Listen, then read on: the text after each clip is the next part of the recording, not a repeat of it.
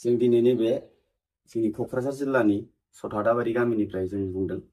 जों दाखालिसो जानानै थांनाय जानाखि त्रिबान्धामाव जानानै थांनाय जोंनिनो बिदा दानसोरां ब्रह्मआ जोंना गोमानाय दंमोन। जों बे समाव गोमानाय समाव जोङो निउस जोंनि बर'नि निउस पर्टेल जों लोगोसे माखासे इउटिउब चेनेलफ्राव जोङो भिडिअखौ फट' हगारनानै जोङो आदाखौहाय नागिरनायाव रायजो राजानि मदद लादोंमोन, हेफाजाब बिदोंमोन।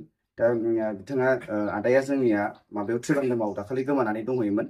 माने एसे मेन्टेलि हेरेसमेन्ट मोननानै प्रब्लेम जानानै एसे आन्दायनाय बायदि जानानै दंमोन। दा बेनिखायनो बे समाव जोङो न'खरनि जानानै बिथांखौ नागिरनायावहाय मानसिखौ मोननो थाङैलाय जोङो जोंनिनो बर'नि माखासे निउस पर्टेलफ्राव फट' होनानै आरो लोगोसे माखासे चेनेलफोरनि गेजेराव जोङो भिडिअ होनानैहाय आदाखौ नागिरनायाव बिथांमोनाव मदद बिदोंमोन। दा जोङो बिदिनो नैबे जोंनिनो आदा आरजि ब्लग दा राजिब बिथां आदानि चेनेलावबो जों हगारनाय जादों। आरो बेजों लोगोसे जोंनिनो बेंगालर बड' वेलफेयार एस'सियेसननि आदामोनावबो जोङो भिडिअ हगारनाय जादोंमोन। आरो बेजों लोगोसे जोंनि बर'नि माखासे निउस पर्टेलफ्रावबो जोङो फट'खौ होनानै आदाखौ नागिरनो थाखाय जों खावलायदोंमोन। दा बेनि थाखायनो दिनैनि नैबे समाव आदाया जोंनि गेजेराव जों मोजां सफैफिनबाय। दा बेनि थाखायनो जोंनि आदाखौ नागिरनाय समाव गोबां मानसिफोरनि मददनि गेजेरजों जों नाजानायनि गेजेरजों दिनै जोंनि न'आव सफैफिननो हाबाय आदाया।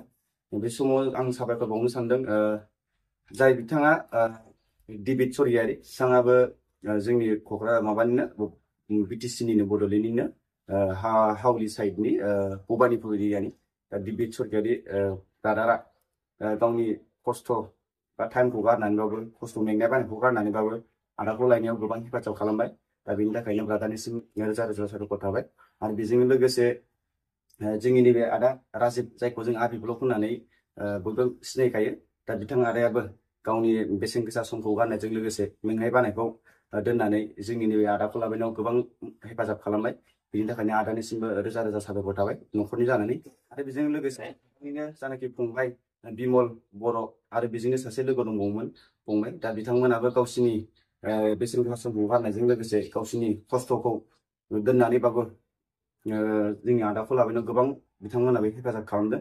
बेनि थाखायनो फंबाय सानैनिसिमबो रोजा रोजा साबायखर थाबाय। आरो बेजोंनो लोगोसे जोंनि बेंगालर बड' वेलफेयार एस'सियेसननि आदामोननिसिमबो रोजा रोजा साबायखर थाबाय जोंनि नैबे आदाखौ नागिरनाय समाव मदद होनायनि थाखाय। आरो बेजों लोगोसेबाव जोंनि बर'नि गासैबो निउस पर्टेल चेनेलफोरनिसिमबो रोजा रोजा साबायखर थाबाय। आं न'खरनि जानानै जासिहरदों। बिथांमोनाबो जोंनि आदाखौ नागिरनायाव गोबां मदद खालामबाय। जानाखि जोंनि ससियेल मिडियायाव जुग नङामोनब्ला जों दिनैनि समाव आदाखौ मोननांगौआ गोब्राब जागौमोन। बेनि थाखायनो निउस पर्टेल बिथांमोननिसिमबो आङो साबायखर जासिहरदों।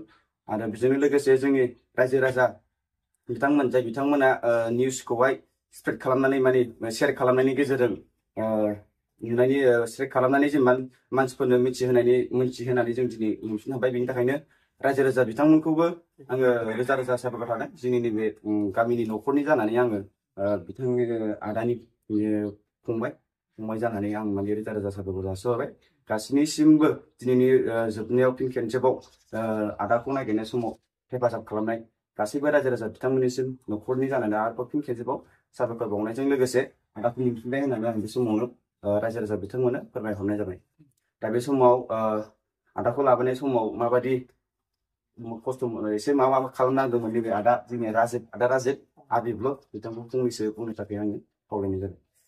खुलुमबाय रायजो राजा नोंथांमोन। आंनि मुङा जाबाय मुस्रि राजिब बर'। आङो बाक्सा बरमा मथाथुलि गामिनि।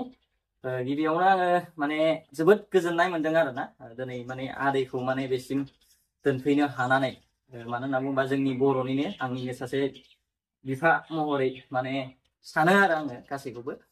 जोंहा आदा बिस्वजित नार्जारि माने आदाया माने आंखौ फन खालामनानै बुंहरनायलाय बेनिफ्राय आङो दा विजयाबादायाव दंहैखायोमोन आन्ध्रा प्रदेशआव। बिनिफ्राय आदा माने बिस्वजित नार्जारिया कल खालामनानै बुंहरबाय फंबाय ओरै थोरै गोमादों।